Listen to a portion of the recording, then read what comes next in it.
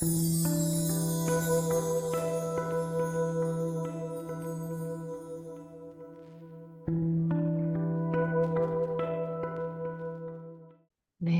잠시 내면으로 들어가 봅니다.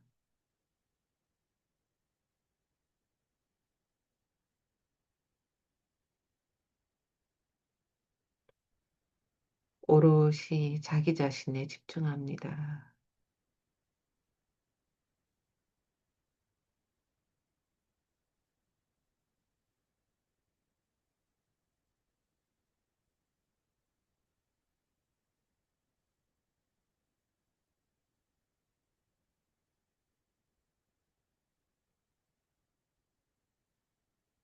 자신의 호흡에도 집중하시고 몸과 마음에도 집중합니다.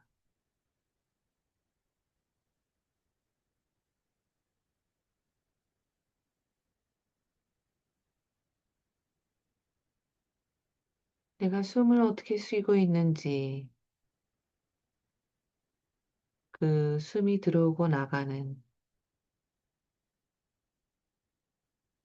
그리고 그 숨에 따라서 내 몸이 움직이는 것을 알아차리고 느껴봅니다.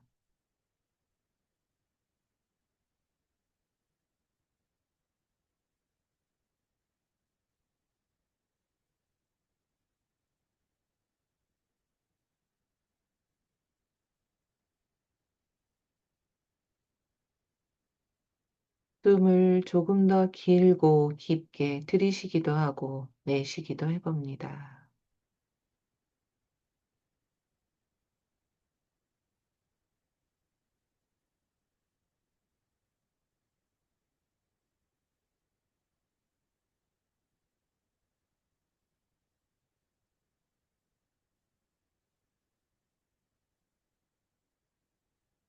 이 생명의 호흡이 내 안으로 들어와 필요한 산소를 내 몸에 공급하고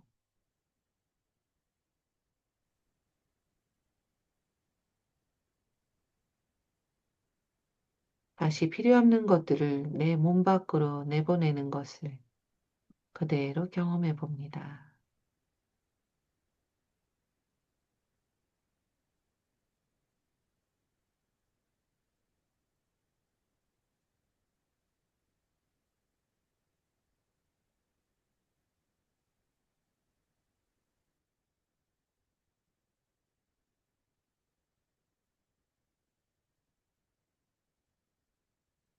그렇게 숨이 들어오고 나가고 하면서 내 몸도 마음도 조금씩 더 이완됩니다. 릴렉스 됩니다. 그렇게 이완되고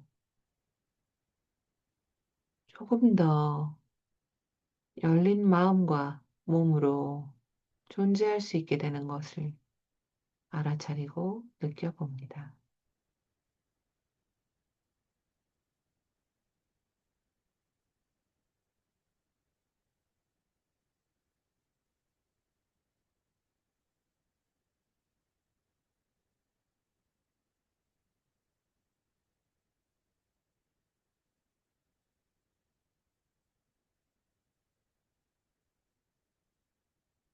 그렇게 열린 마음의 참나의 상태로 내가 심장이 어떻게 뛰고 있는지도 주의를 기울여서 느껴봅니다.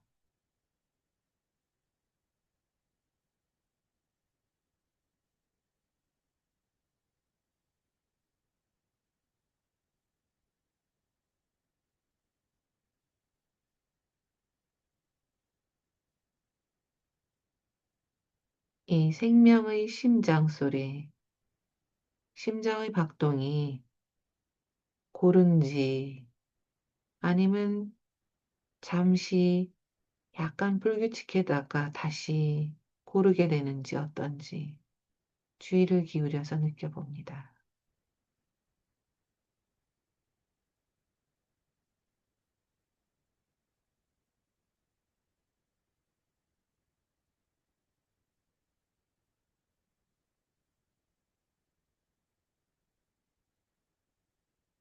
빠르기는 어떤지, 천천히 뛰고 있는지 아니면 빠르게 뛰고 있는지,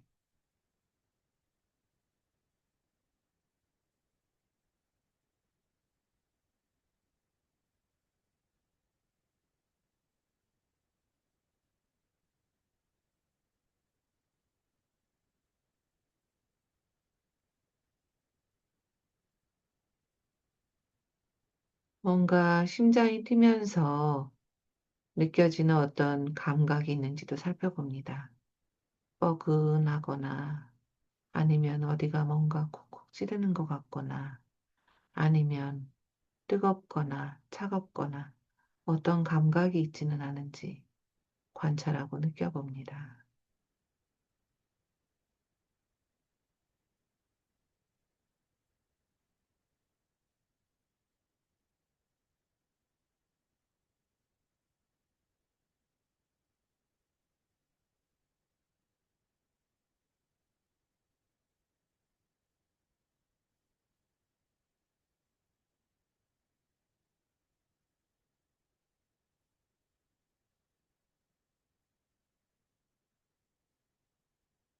이렇게 심장이 뛰고 호흡이 들어오고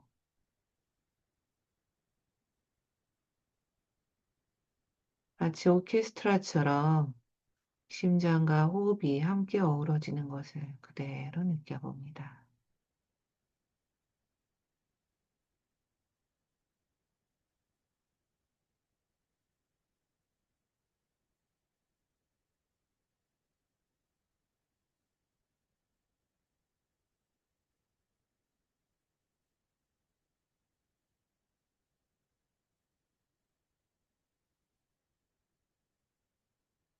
그것에 따라 내 가슴과 배가 부풀었다 내려앉았다. 심장이 뜀에 따라 혈액이 돌고 몸이 움직이고 하나의 오케스트라처럼 내 몸이 반응하는 것을 그대로 살핍니다.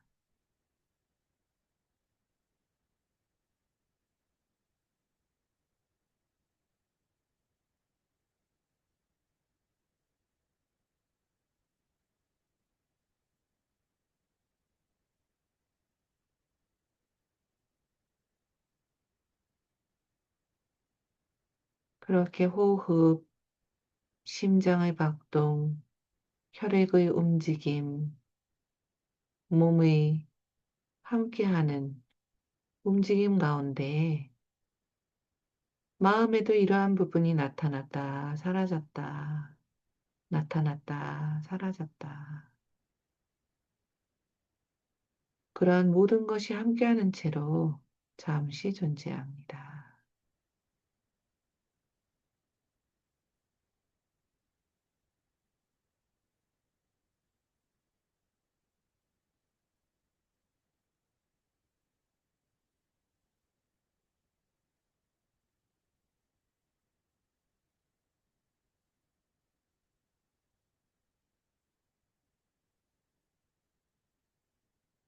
이렇게 내 안에 일어나는 모든 것들, 내 안에 나타나는 그리고 사라지는 모든 것들을 그대로 환영합니다.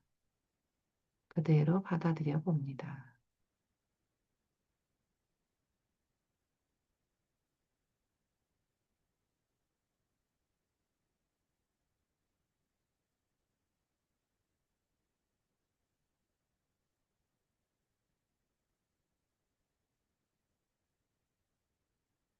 이렇게 깨이고 열린 채로 항상 살아갈 수는 없겠지만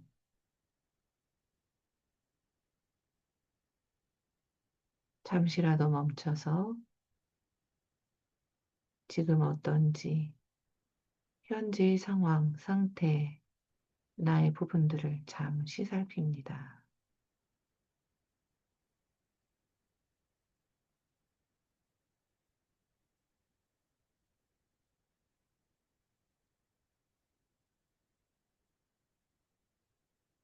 이렇게 깨어있는 감각을 가지고 이제 천천히 여기로 돌아옵니다.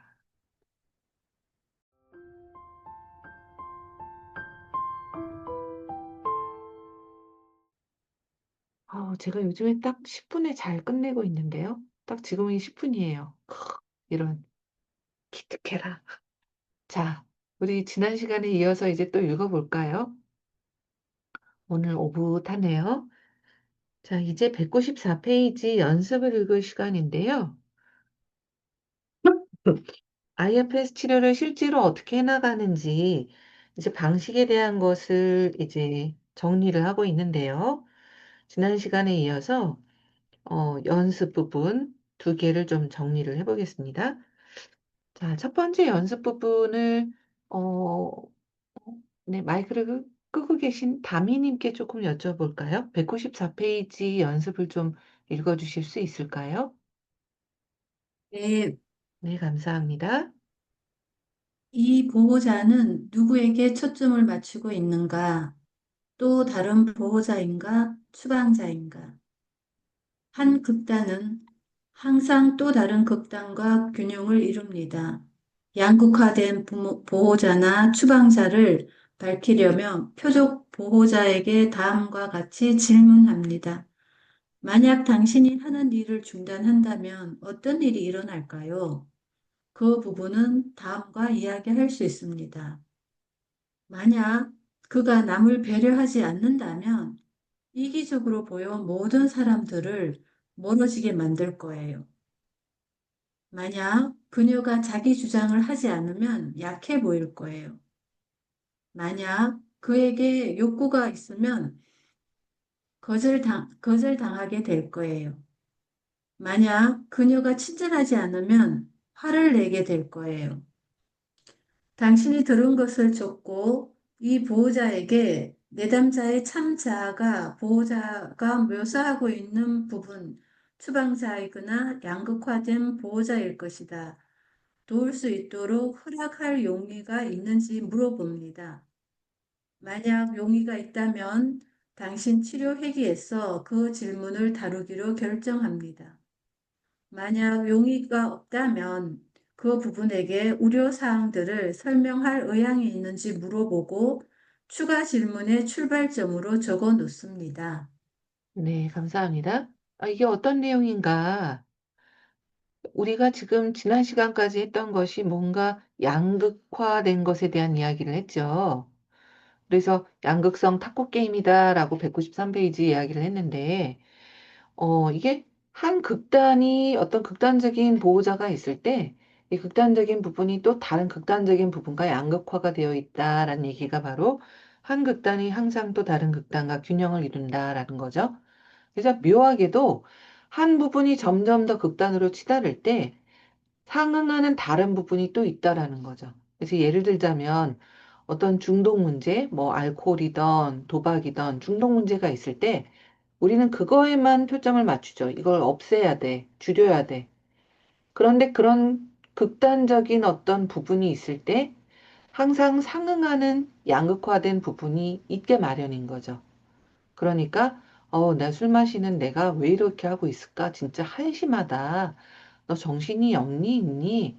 이렇게 비난하는 어떤 부분, 소방관에 해당하는 관리자가 또 상응해서 있을 수밖에 없다라는 거죠. 자, 그런데 이런 보호자가 그래서 극단적인 게 나왔을 때 이 부분이 보호하고 있는 추방자나 또는 양극화된 부분이 뭐가 있는지라는 걸 알려고 할 때 항상 이런 fear를 물어보는 질문을 한다. 너가 지금 그렇게 극단적으로 하고 있는 이 일을 중단하면 어떻게 될까 봐 그렇게 극단적으로 일을 하느냐? 라는 질문을 한다. 그러면 그 부분이 다음과 같이 이야기할 것이다. 예를 들어서 모든 사람들을 멀어지게 만들 거다. 약해 보이게 만들 거다. 거절당하게 만들 거다. 화를 내게 만들 거다. 여기에서 모든 사람들이 멀어지게 만들어진다면 외롭고 뭔가 소외된 걸로 이어질 거고, 약해 보인다면 뭔가 공격을 받는다던가, 뭐 그런 걸로 이어질 거고, 거절당하게 된다면 외로워진다던가, 뭐 화를 내게 된다면 뭐 상처를 입는다던가, 또 원인이 또 나오겠죠? 그러니까 이 들은 것에 대해서 적고, 저는 보통은 적지는 않습니다. 이거 일일이 다 적다 보면 따라가기가 어려워서 그냥 내담자 하는 얘기에 집중하고, 기억만 하고 있는 편이긴 한데요. 적는 것이 필요하시다면 적고, 그런 다음 그 부분이 그 보호하고 있는, 묘사하고 있는 부분이 나타났다면 그걸 도울 수 있도록 허락할 수 있는지 허락을 받는다. 그런데 이게 한 번의 이런 피해에 의해서 보호하고 있는 추방자나 보호자가 나타날 수도 있지만 한 번에 안 나타나질 수도 있죠. 그래서 예를 들어서 배려하지 않는다면 어떻게 될까요? 뭐 하는 일을 중단한다면 어떤 일이 일어날까요? 라고 했는데 주장을 하지 않으면 호구가 되죠. 뭐 그냥 이렇게 대답을 할 수도 있고, 그리고 호구가 된다라는 말이 무슨 부분을 보호하고 있는지, 어떤 양극화된 부분이 있는지 이해하기가 내담자도 치료자도 어려울 때가 있죠. 그러면 어떻게 하나요? 또 물어보죠. 또 물어보고, 또 물어보고. 그렇게 해서 결국은 추방자를 찾게 되는 거죠. 자, 그다음 이제 195페이지를 좀 읽어볼까요? 196페이지까지 있는데요. 이 부분을 안순미 선생님께 좀 부탁드려도 될까요? 관리자 소방관 양극성에 개입하기. 관리자의 수치감 불어넣기는 뻔뻔스러운 소방관 행동을 부채질합니다. 따라서 관리자 소방관의 양극성이 있을 경우 관리자에게 초점을 맞추는 것으로 시작하는 것이 좋습니다. 1. 소방관의 행동을 파악하고 관리자의 우려에 주목합니다. 당신은 비교적 이목을 끌지 않는 소방관 행동을 선택할 수 있습니다. 있잖아요. 저는 밤에 건강에 좋은 음식을 많이 먹을 뿐이에요. 문제는 TV를 보는 동안 몇 시간 동안 오물거린다는 거예요. 아니면 남의 이목을 끌며 대가가 클 수도 있습니다. 저는 폭음을 하고 운전을 해왔어요. 중단해야겠어요. 2. 관리자와 이야기한다. 만약 당신이 술 마시는 부분에게 수치감 불어넣는 것을 중단한다면 어떤 일이 일어날까요? 부분이 아닌 빈센조가 술 마시는 부분을 도와줄 수 있다면요? 당신은 누구를 보호하나요? 당신은 부분이 아닌 빈센조를 만날 의향이 있을까요? 부분이 아닌 빈센조가 당신이 보호하는 사람을 도울 수 있다면요? 이런 대화를 해준 관리자에게 고마움을 표하고 당신이 소방관과 이야기를 해도 괜찮은지 물어봅니다. 3.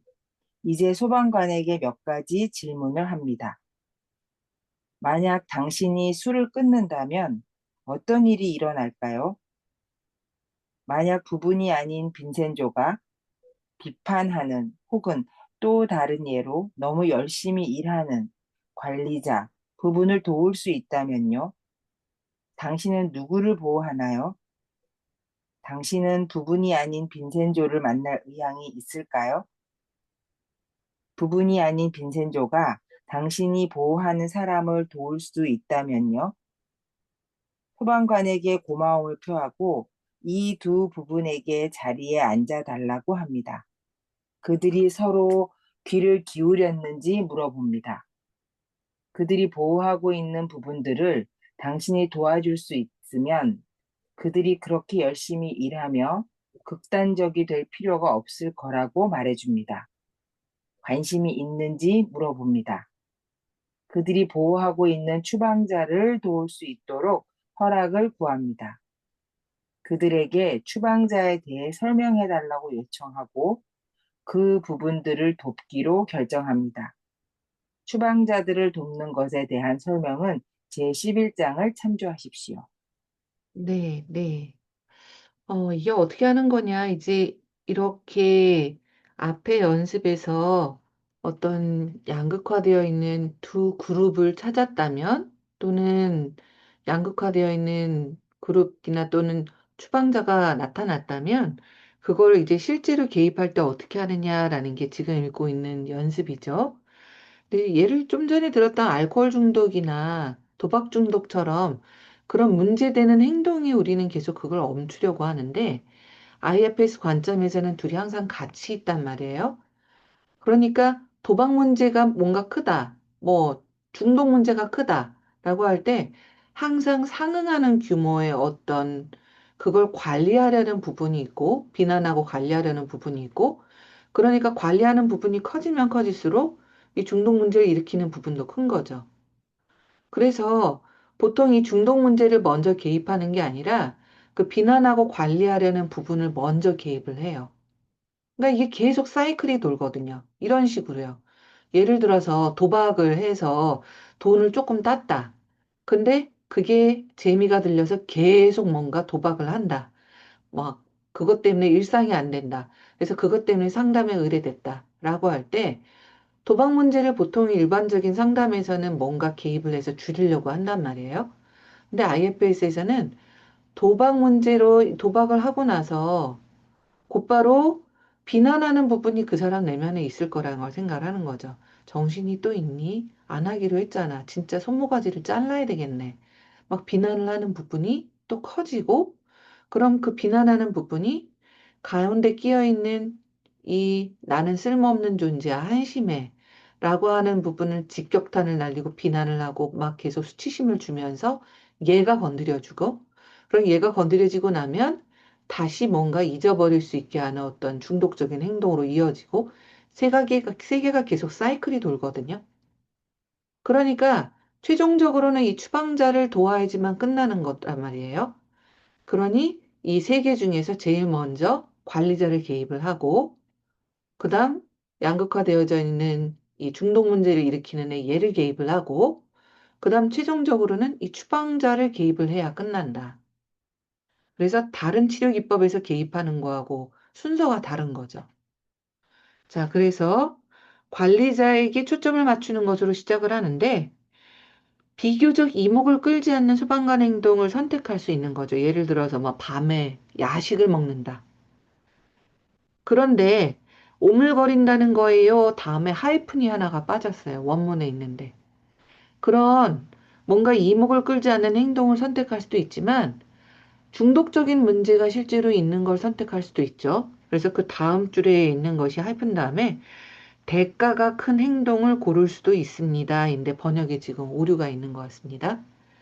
폭음을 하고 운전을 해왔어요. 중단해야겠어요. 이런 아주 심각한 문제를 고를 수도 있는 거죠. 자, 이렇게 어떤 이런 문제가 나타날 때 관리자와 이제 이야기를 하는 거죠. 술 마시는 부분에게 계속 비난을 하고 정신이 있니 없니 중단해야 되는데 왜 그러고 있니 수치심을 계속 불어넣는 걸 너가 좀 중단한다면 어떻게 될 것 같아서 그렇게 계속 수치심을 주고 비난을 하니 또는 부분이 아니라 이 내담자 이름이 빈센조라고 한다면 빈센조 참나가 뭔가 너 대신 그 술 마시는 부분을 도와줄 수 있다면 어떻겠니? 보통은 안 믿죠. 그러니까 그거에 대해서 얘기를 더 해보게 하고 그런 방식을 취하죠. 또 너는 혹시 누구를 보호하고 있니? 혹시 부분이 아니라 진짜 참나인 빈센조, 진짜 빈센조를 만날 의향이 좀 있니? 이게 좀 번역이 이상하죠? 그리고 너가 아니라 빈센조가 너가 보호하는 사람이 아닙니다. 보호하는 부분입니다. 보호하는 부분. 이게 보통 누가 되나요? 추방자가 되죠. 그런 추방자를 도울 수 있다면 어떻겠니? 왜냐하면 이 부분, 이 관리자가 진짜 참나인 빈센조 대신 그 추방자를 보호하고 계속 나서는 거죠. 그래서 어, 극단적으로 비난을 하고 뭔가 그 술 마시는 거를 통제를 하려고 하고 그러면 그럴수록 점점 더 통제가 안 될 때마다 극단적인 모습을 취하게 되고 양극단 사이에서 수치심을 느끼는 부분은 점점 더 괴로움을 겪고 이런 일이 벌어지는 거죠. 우리말에 고래등 싸움에 새우등 터지는 것처럼요. 그 고래가 두 마리가 누구인가요? 소방관과 관리자. 그 소방관과 관리자가 서로 양극화돼서 막 서로 고래등 싸움을 하던 사이에 새우처럼 취약해져 있는 추방자는 등이 터져버리는 거죠. 그러면 그럴수록 추방자의 고통은 점점 더 커진다.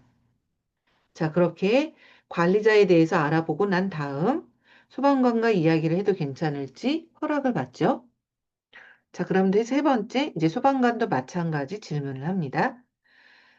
술을 끊는다면 어떻게 될 것 같아서 그러냐. 근데 보통 이런 얘기를 물어보면 아무 일도 안 생겨요. 그렇게 대답을 해요. 그래서 그러면 그거에 대해서 더 자세히 이제 물어보죠. 아, 뭔가 걱정하는 게 있냐? 어떨 때 술을 마시게 되냐? 술을 안 마시게 되면 어떨 것 같냐? 이런 거 이제 좀 더 탐색을 하죠.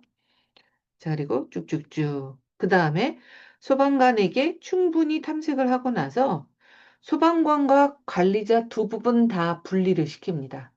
둘 다 조금만 좀 진정하고 앉아봐. 그게 바로 자리에 앉아달라고 하는 건데요. 그런 다음 서로 듣고 있는지 중간에 참나 상태에서 중재를 하기 시작하는 거죠. 그래서 너희 둘 다 보호하고 있는 부분이 둘 다 애를 쓰고 있는 걸 알겠는데 너희들 대신 내담자가 나서서 도와줄 수 있으면 둘 다 그렇게 극단적이 될 필요가 없어. 그러니까 그 보호하고 있는 추방자를 같이 상담 과정에서 내담자, 여기서는 빈센조인데요. 빈센조가 도울 수 있도록 할게. 그러고 허락을 받고 나서 추방자 작업을 하기 시작하는 거죠. 근데 이렇게 몇 마디 말로 짤막하게 해놨지만 관리자 작업만도 수십 회기가 걸리기도 하고 그리고 관리자한테 허락을 받아서 소방관을 만나는 것도 오래 걸리기도 하고 소방관 작업만도 오래 걸리기도 하고 또 양쪽을 분리시키는 것이 안 될 수도 있고 추방자 작업 허락을 받는 희망파리에도 시간이 오래 걸릴 수도 있어요. 근데 어떨 때는 이게 한 회기에 그냥 끝나버리기도 해요. 그래서 이거는 치료사의 어떤 역량이나 그런 거에도 달려 있을 수 있지만 그거보다는 얼마나 양극화가 심하냐, 얼마나 추방자가 취약하냐에 따라서 시간이 오래 걸리기도 합니다. 자, 좀 이따가 또 이거 얘기를 나눠보고요. 조심하는 부분을 존중한다.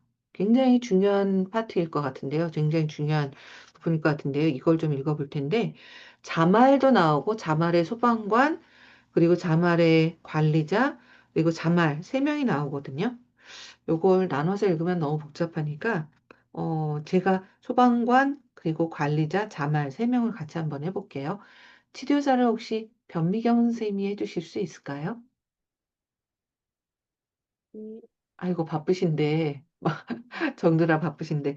그러면 앞에 내용과 뒤에 내용까지 해서 201페이지까지 읽어볼 텐데요. 내용을 읽어주시고 치료사를 좀 맡아주시면 자말의 부분은 제가 좀 하겠습니다.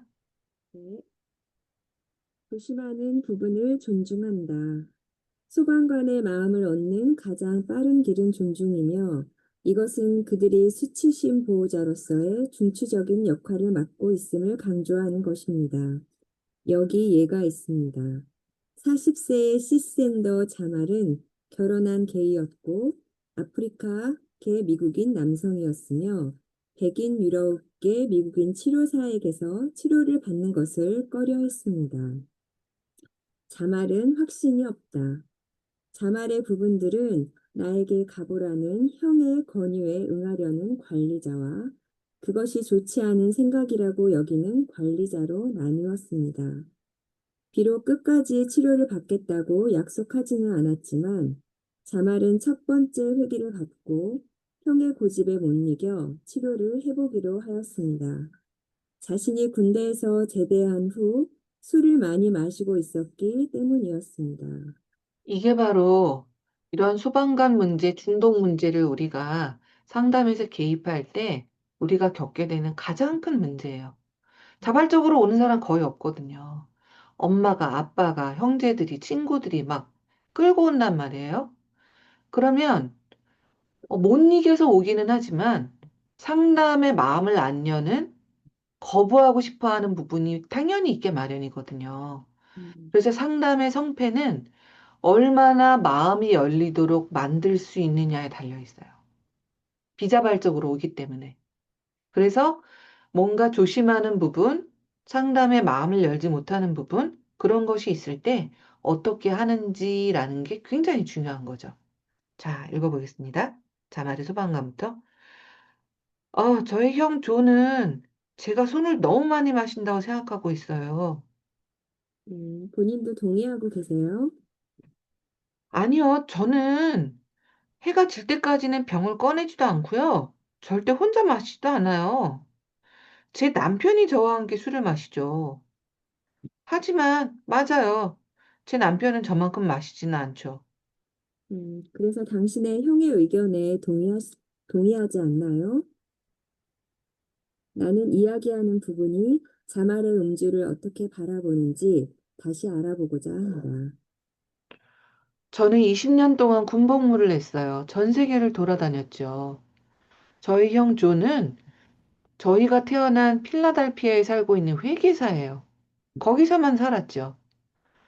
저하고 형 조는 서로 달라요. 또 그 부분은 대답하지 않는다. 당신과 조는 다른 경험을 했고 지금은 서로 다른 삶을 살고 있네요. 나는 그 부분에 대해 알아보는 것을 포기하고 대신 그 부분의 이야기를 따라한다. 저희 아버지는 알코올 중독이셨고 어머니는 자살을 했어요. 그러니 당연히 형은 저에 대해서 걱정하는 거죠. 또 다른 부분이 말하고 있다.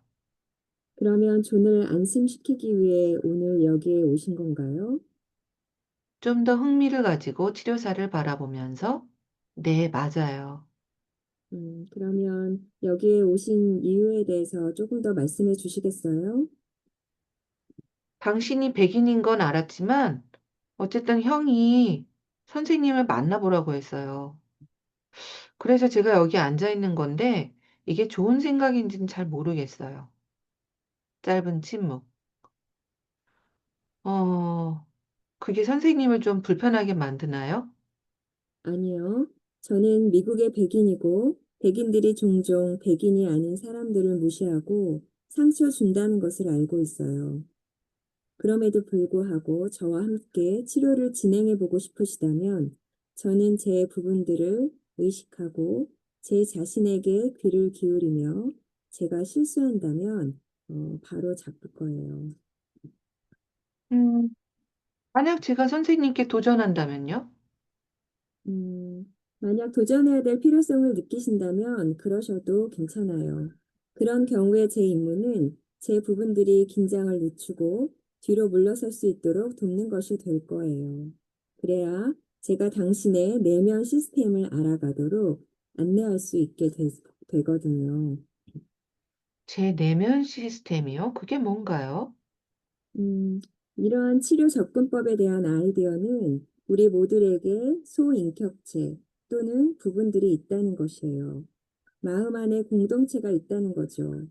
예를 들어, 당신에게는 존이 당신의 음주에 대해서 우려하는 것이 맞는지 확신하지 못하는 부분이 있는데, 그 부분은 또한 당신이 백인 치료사와 치료를 진행해야 하는지도 확신을 갖고 있지 않아요.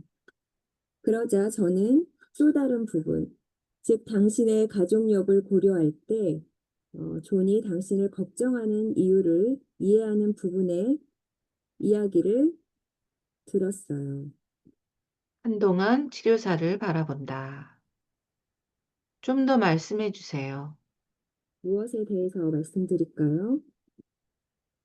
말씀하신 이런 유형의 치료에 대해서요.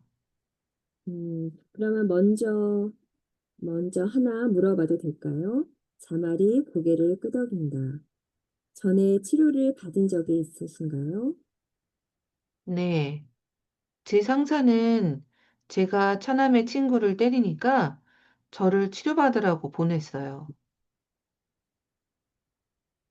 그 사람은 폭력적인 남자였거든요. 저는 만약 그가 제 처남을 다시 건드린다면 죽여버리겠다고 했어요. 그래서 결국 떠났고요. 미소를 짓는다. 처남은 그것 때문에 여전히 제게 화를 내고 있어요. 그러면 하지만 저는 미안하지 않아요. 당신의 치료 경험은 좀 어떠셨나요? 제게는 화낼 문제가 없어요. 저는 폭력적인 남자들한테 알레르기가 있어요. 폭력적인 남자들이라고요? 음, 아이러니 하시겠지만, 좀 그런 아니요. 편이에요. 아니요. 이거는 진짜 질문이었어요. 폭력적인 남자들에게 상처를 혹시 받은 적 있나요? 아버지는 저나 존이나 아이들을 때린 적은 없어요. 하지만 술만 마시면 어머니를 때렸죠. 그렇군요. 사실은 제가 폭력적이에요. 아, 그래요. 알겠어요. 하지만 전 아버지와 달라요. 술을 마신다고 제가 폭력적으로 되진 않아요. 오히려 저는 폭력적으로 되지 않기 위해서 술을 마시죠. 그러면 술이 당신의 화난 부분을 가라앉히나요? 자말은 고개를 끄덕인다. 만약 당신이 이 접근법을 해보기로 한다면, 저는 당신에게 당신의 화난 부분과 그 화난 부분이 보호하는 부분들을 어떻게 도울 것인지 보여줄 수 있어요. 하지만 그에 앞서 저는 제가 말하는 돕는다는 것이 의미하는 바와 의미하지 않는 바를 분명히 하고 싶어요. 당신의 부분들을 통제하거나 변화시키는 법을 보여주겠다는 뜻은 아니에요. 우리는 그들이 무엇을 두려워하고 무엇에 화를 내고 무엇을 필요하는지 탐구할 거라는 뜻이에요. 그래요. 그렇게 말씀해 주셔서 고마워요. 그리고 만약 당신이 이 접근법을 흑인 치료사와 진행하고 싶다면 당신이 찾도록 도와드릴게요. 생각해 볼게요. 형은 선생님과의 치료를 제안했어요. 네, 좋아요. 하지만 우리가 치료를 진행하더라도 그 제안은 계속 유효하니까 언제든지 요청하시면 도와드릴게요. 농담을 하며. 제가 부분들에 대해서 이야기를 해야 하나요? 당신은 아무것도 할 필요가 없어요. 하지만 괜찮으시다면 제가 부분들에 대해 이야기할게요. 좋아요. 한번 해볼게요. 시작해 볼게요.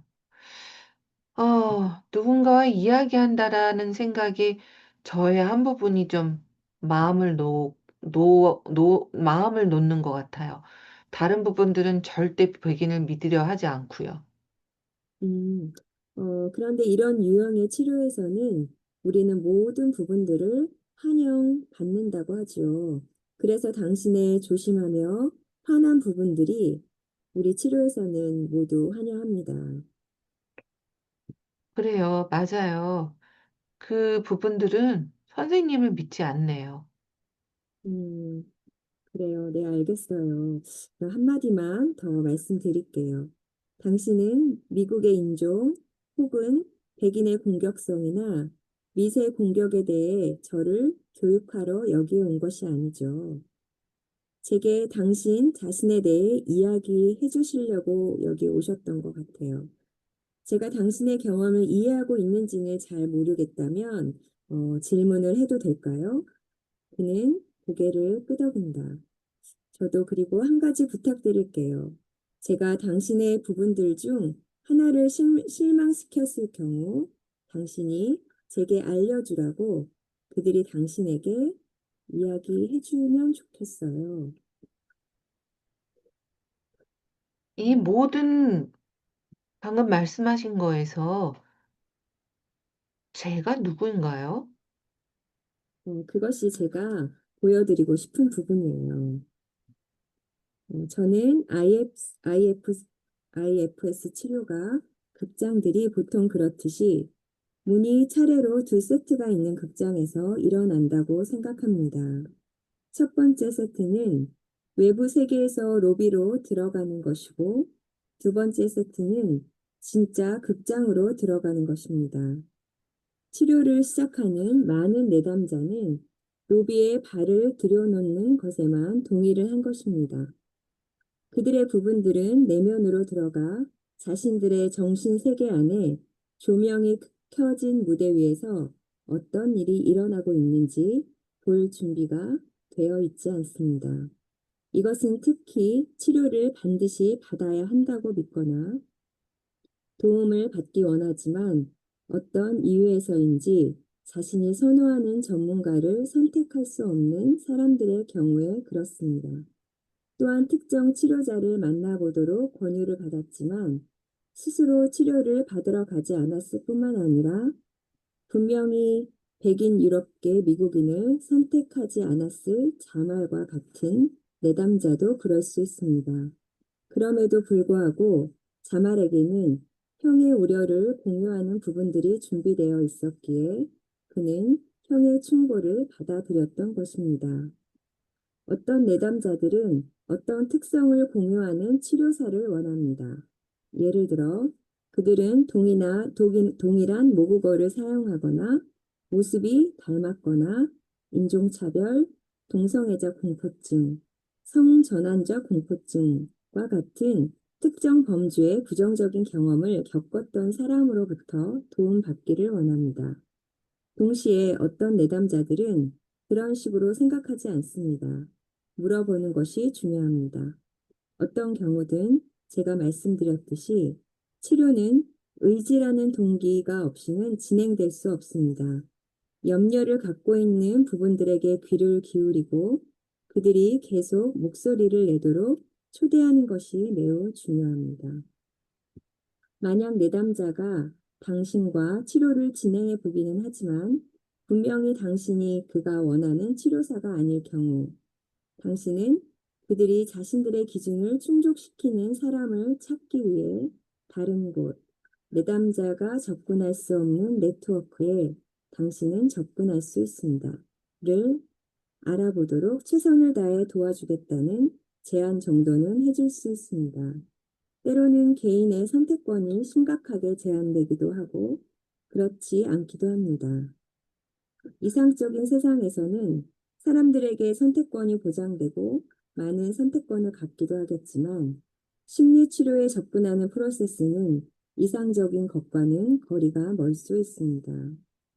이론적으로 자기 주머니에서 돈을 지불하는 사람들의 가장 많은 선택권을 갖고 있지만 그들의 특정 기준을 충족시키거나 그들이 지역에 사는 치료사를 찾는 데는 어려움을 겪을 수 있습니다. 건강보험을 사용하여 개인적으로 치료사를 만나는 사람들은 어느 정도의 치료사 선택권이 있을 수도 있습니다.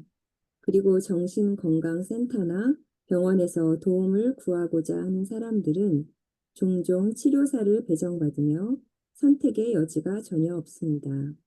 우리가 우리의 임무를 능숙하게 한다면 내담자의 상황에 상관없이 도움을 줄 수 있을 것입니다.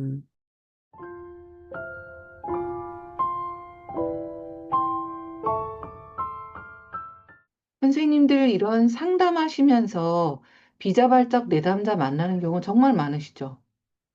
뭐 이런 경우가 저는 많거든요.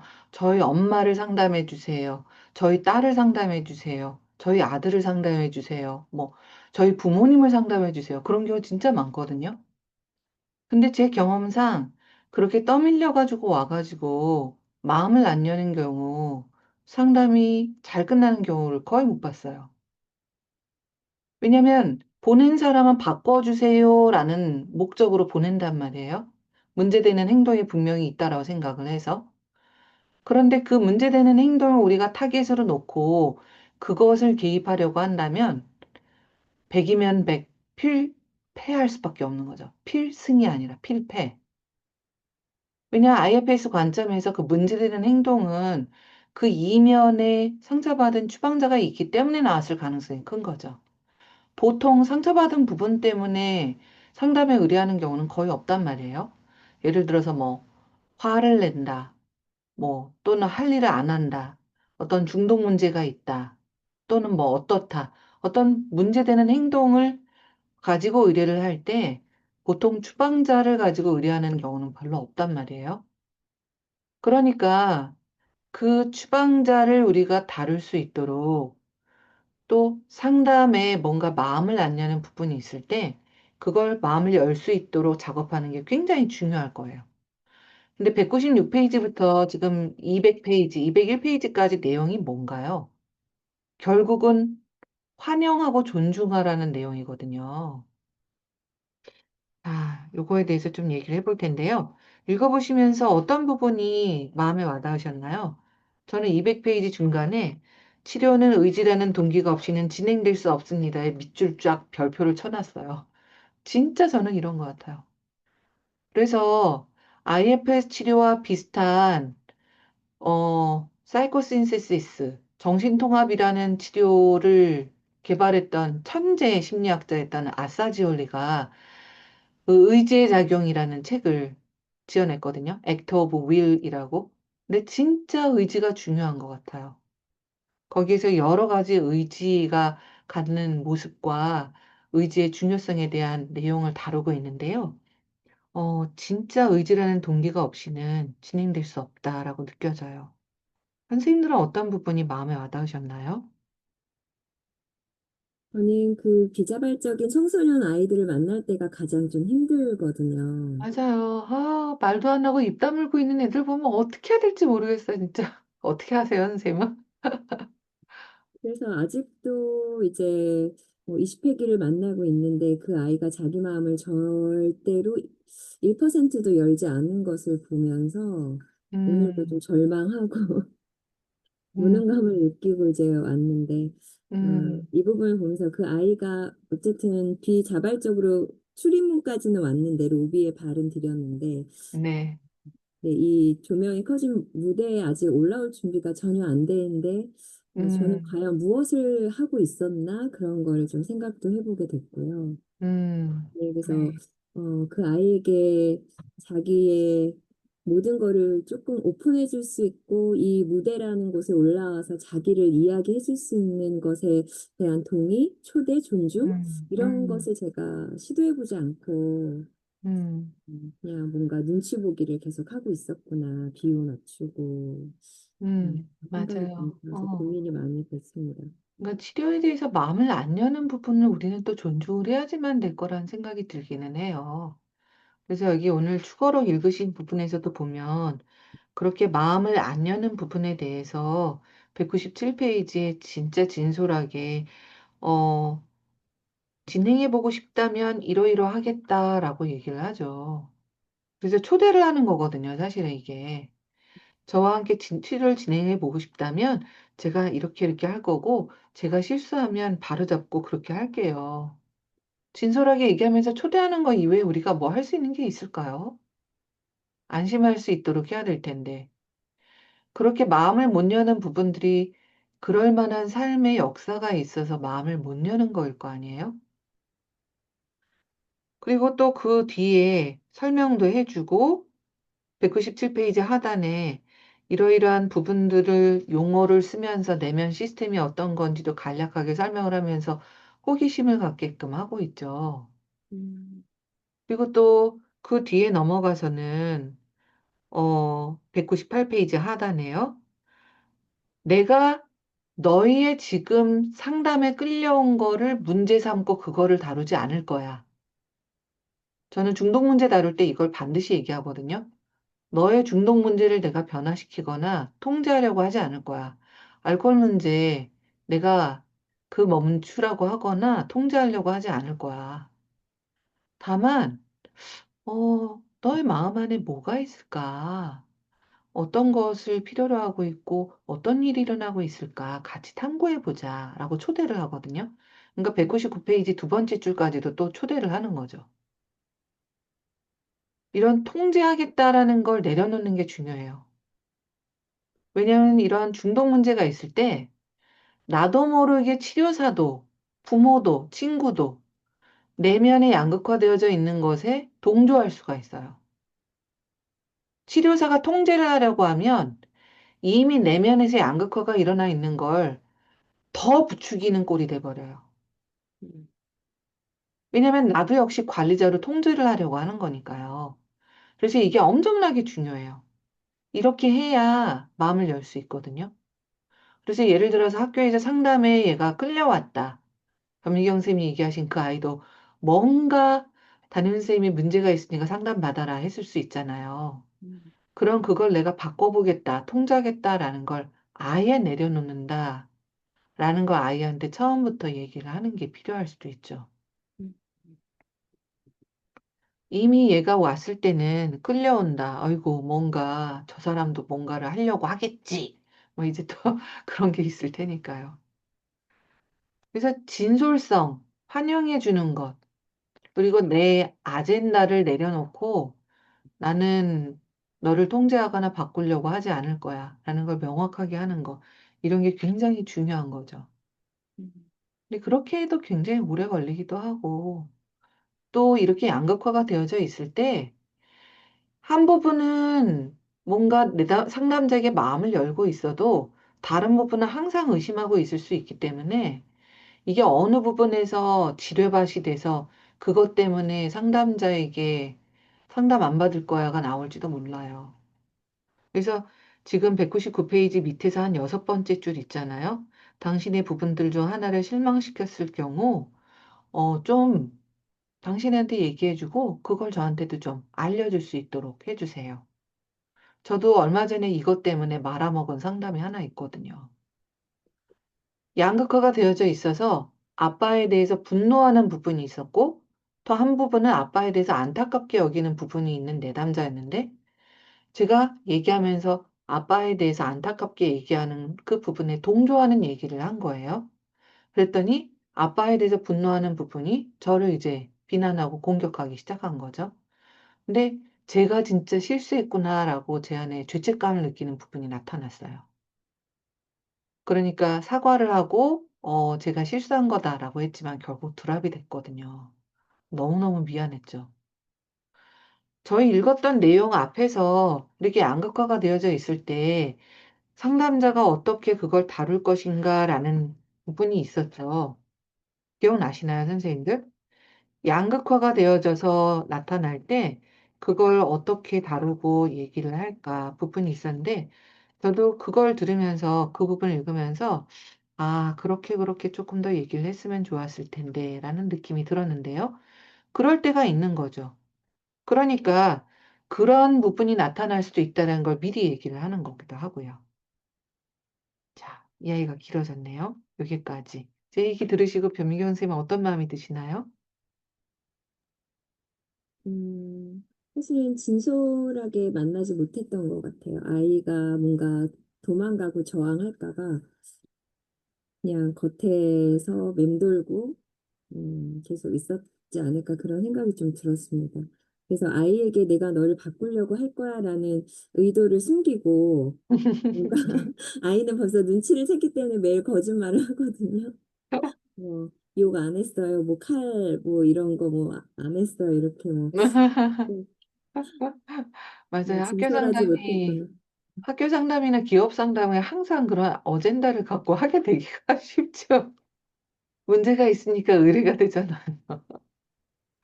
맞아요. 근데 진짜 딱 내려놓고 호기심을 갖고 하는 게 조금 더 도움이 되긴 하는 것 같아요. 너를 바꾸려는 의도를 내려놓겠다. 음, 제가 내담자에게 양극성이 있을 때 어떻게 그걸 다룰 건지라는 부분을 좀 찾고 있는데 앞에서 읽었는데 지금 못 찾고 있네요. 네, 하여튼 또 기억나면 말씀드릴게요. 다른 분들은 어떠신가요? 저는 그 기존의 상담을 시작하면 네, 목표를 서로 정하잖아요. 사례 개념화를 해서 뭔가 목표를 맞아요. 정하는데 그 목표가 항상 어찌 보면 어젠다였던 것 같아요. 음, 뭔가 저는 이제 폭식을 그만하고 싶어요. 뭐 중독이 그만됐으면 좋겠다 이런 건데 그 IFS 식으로 하면 그게 이제 완전히 좀 변화되는 게 느껴지고 여기서 그러니까 서로 그거를 우리가 이거를 없앱시다 이렇게 동의하고 그 목적을 향해서 이 치료를 해가는 게 아니라 끝내는 그렇게 하게 되는 진짜 이유 뭐가 두렵고 어떤 마음에서 그렇게 하는지에 대해서 서로 알아가 보자 이렇게 탐험해 보자 이런 것들이 IFS를 하면서 되게 안전하게 느껴지는 것 같아요. 어떤 식으로든 좀, 바꾸고 통제해서 어떻게 나아가겠다, 목표를 향해 가겠다, 이런 거는 되게 예리한 칼을 쥐고 서로 이렇게 살얼음판을 걷는 느낌이라면, 이렇게 그냥 탐험해 가는 거다, 알아가는 거다 할 때는, 서로 다 칼을 내려놓고 맞아요. 그냥 편안하게 함께 있는 느낌? 그게 치료자한테도 되게 안정감을 주는 것 같다는 생각이 들어요. 맞아요. 그래서 저는 그 이전에 배웠던 상담 개념화라는 거, 구조화, 개념화, 상담 목표, 전략 뭐 막 세우잖아요. 그런 걸 다 그냥 버려버렸거든요. 그냥 펼쳐지는 대로 따라가겠다. 내담자가 펼쳐주는 대로 그 세계를 같이 탐험해 보겠다로 그냥 완전 바꿔버렸거든요. 그러니까 슈퍼비전 의뢰가 들어와도 뭐 사례 개념화 해가지고 뭐 몇 페이지 뭐 그런 거 하잖아요, 우리. 저 그런 거 일체 안 받아요. 받아봤자 소용이 없는 게 그 합의된 뭐 상담 목표 그것도 관리자에서 나오는 것들이거든요. 그래서 그런 걸 버리고 내담자의 내면을 탐색하는 그런 방식을 가고요. 그래서 저는 이걸 남편하고 한참 얘기를 많이 했었는데 IFS 치료에서는 한 가지 어젠다만 있다. 치료에 대한 어떤 치유를 향해서 나아가겠다라는 어젠다만 있을 것이다. 그렇게 결론을 내렸거든요. 보통 참나나 어젠다를 갖지 않는다고 얘기를 하잖아요. 근데 딱 한 가지 어젠다만 있을 것이다. 안건 해야 될 일. 그래서 이런 중독 문제를 다룰 때 그런 좀 궁금하지 않으세요? 야, 그럼 뭐 맨날 야, 그냥 처방자만 작업하고 그러면 중독은 안 다뤄? 뭐 그런 마음 들지 않으세요? 어떻게 하는 거야, 도대체? 좀 궁금하시죠? 제 방식은 어떻게 하냐면요. 그렇게 해서 먼저 관리자를 다뤄. 그런 다음에 관리자한테 허락을 받아서 소방관을 다뤄. 그런 다음에 양쪽이 허락을 받아서 처방자를 다뤄. 처방자가 치유가 돼. 그러고 나면 관리자하고 소방관을 체크를 해. 그런 다음에 합의를 해. 그래서 소방관이 하고 있는 중독적인 행동을 딴 걸로 대체하도록 협상을 해. 그렇게 해요. 그래서 예를 들어서 밤마다 야식을 먹고 있던 게 저희 문제였거든요. 퉁퉁하게 막 살이 찌고. 그런데 재작업을 하면서 많은 작업이 그동안 이루어졌고, 요즘에는 저의 그런 야식을 먹게끔 하는 외로워하는 부분, 수치심과 죄책감을 드는 부분을 계속 다루고 있거든요. 그러니까 이게 협상이 이루어졌어요. 그래서 밤에 야식 먹는 행동이 이제 딴 걸로 대치가 되는 그런 식으로. 그래서 소방관이 피라미드 구조로 되어 있단 말이에요. 그래서 하위 소방관으로도 안 되면 상위, 점점 더 센 거로 올라가는데, 센 수준에 있는 것을 하위 수준으로 내리는 식으로 조절할 수가 있는 거죠. 예를 들어서 알코올 중독이다 라고 하면 같은 중독적인 거라도 조금 마일드한 운동으로 바꾼다던가 아니면 아예 합의가 잘 되면 그 행동을 소거할 수도 있겠죠. 근데 보통은 다른 행동으로 대체하는 것부터 먼저 시작을 하게 되죠. 제가 너무 많은 노하우를 알려드린 것 같은데. 자, 많은 돈과 시간을 들여서 알게 된 거니까요, 선생님들. 아낌없이 활용하시기 바래요. 자, 또 궁금하신 거, 하실 말씀 있으신 거 해보실까요? 궁금하신 아, 거는? 저기 네, 선생님 그 네, 195페이지에 네, 관리자 소방관 양극성에 개입할 때 보통 관리자에게 초점을 맞추는 것으로 시작하는 게 좋다고 했는데, 네. 어, 그것도 요 안에서 허락을 구한 상태에서 들어가야 되는 거잖아요. 그죠? 그렇죠. 그래서 음, 관리자에게 초점을 맞춰도 소방관이 또 튀어나오는 경우도 많아요. 그쵸. 네. 그래서 그런 음, 경우, 소방관에게 또, 너가 비켜줄 요량이 있냐라고 또 허락을 받고 또 분리하기를 하고 또 분리하기를 하고 하는데도 안 비켜주고 팽팽한 경우도 있어요. 그러면 어떻게 할까요, 박경수님? 저는 그럴 때는 그냥 먼저 목소리가 큰 쪽으로 가서 얘기를 먼저 했던 거. 맞아요. 그렇게 할 네, 수밖에 없어요. 네. 그리고 어떨 때는 양쪽을 저는 왔다 갔다 하도록 그렇게 협상을 하기도 해요. 왜냐면 둘 다 음, 팽팽한 거니까요. 그래서, 그러면 둘 다 그냥 앉아 있어. 옆에 그냥 앉아 있어. 같이 들어보자. 그래서 하나 듣고 또 듣고, 하나 듣고 또 듣고, 이렇게 왔다 갔다 하기도 해요. 그렇게 되면 서로 싸우게 되지 않나요? 그러니까 추방자란다. 치료자가 참나의 에너지를 가지고 있어야 되는 게 분명히 있죠. 싸우려고 할 때 그걸 개입을 해서 잠깐만요. 둘 다 그렇게 싸우게 되면 어느 한쪽에도 귀를 기울일 수 없다고 좀 전해주실래요? 음, 잠깐만, 아주 조금이라도 좀 공간을 만들어 달라고 부탁해 주세요.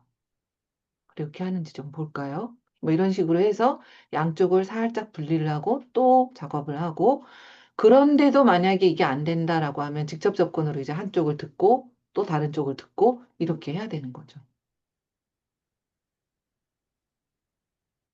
억지로 할 수는 없어요. 내면의 주인이 우리가 아니잖아요. 치료사는 자기 내면의 주인이나 될까? 내담자의 내면의 주인은 내담자인데 우리 억지로 막 끌고 가거나 마음대로 할 수는 없어요. 이게 읽다 보니 어 뭔가 이 무대 준비라고 한 게 뭐 때문에 무대 준비라고 했나라는 게 저는 좀 이해가 되더라고요. 네, 극장이 바깥 로비 문이 있고 안에 이제 극장 들어가는 문이 또 있고 그런 거를 상상을 해보니까 아, 그래서 무대 준비라고 했구나 이런 마음이 좀 들었네요. 네, 선생님. 제일 끝에 축으로 부분 있지 않습니까? 그 자말 이 모든 것에서 저는 누구인가요? 이렇게 하고 네, 그것이 제가 보여드리고 싶은 거예요. 이렇게 네, 끝맺음을 했는데 네. 자말이 왜 이런 질문을 했는지 제가 궁금한데요. 이 모든 것에서 저가 누구일까요, 유경 선생님?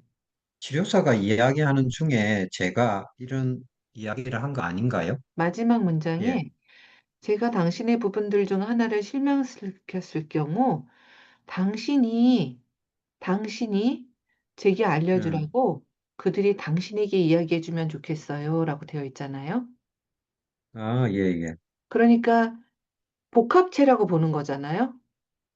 여러 부분들이 있고, 그런 이 모든 것에서 제가 누구인가요? 인 거죠. 그럼 이 저는 음, 누구일까요? 이 모든 것을 보고 듣고 경험하고 있는 그 존재는 누구인가요? 이게 자말의 참나인가요? 아니면 네, 치료사의 참나인가요? 자말의 참나인 거죠. 이 모든 부분들, 이 모든 것을 보고 듣고 하고 있는 예. 이 모든 것 안에 있는 나라는 것은 도대체 누구인가요? 나. 음, 그러니까 이 예, 자말이 사실 굉장히 기가 막힌 질문을 한 거죠. 음, 진짜 나는 누구인가요? Who am I? 여기서 원문이 이거거든요. Who am I in 음, all this? 이거든요. 이 네, 모든 네. 것에서 내가 누구냐? 이 음, 모든 것을 보고 듣고 경험하는 존재가 있잖아요. 우리 오늘 명상 시작할 때 호흡도 관찰하고 있고, 심장도 느끼고 있고, 혈액이 도는 것도 보고 듣고 경험하고 있는 존재가 있잖아요. 깨어있는 존재, 모든 것을 알아차리고 있는 존재. 그게 진짜 나인 거죠. 그게 바로 우리가 예, 말하는 참나이고요. 그게 바로 치료사가 알려주고 싶고 보여주고 싶은 것이죠. 음, 왜냐하면 부분이 계속 나타나서 소방관이 자말인 것처럼 됐다가 어떨 때는 관리자가 자말인 것처럼 됐다가 이렇게 부분들이 계속 장악을 하잖아요.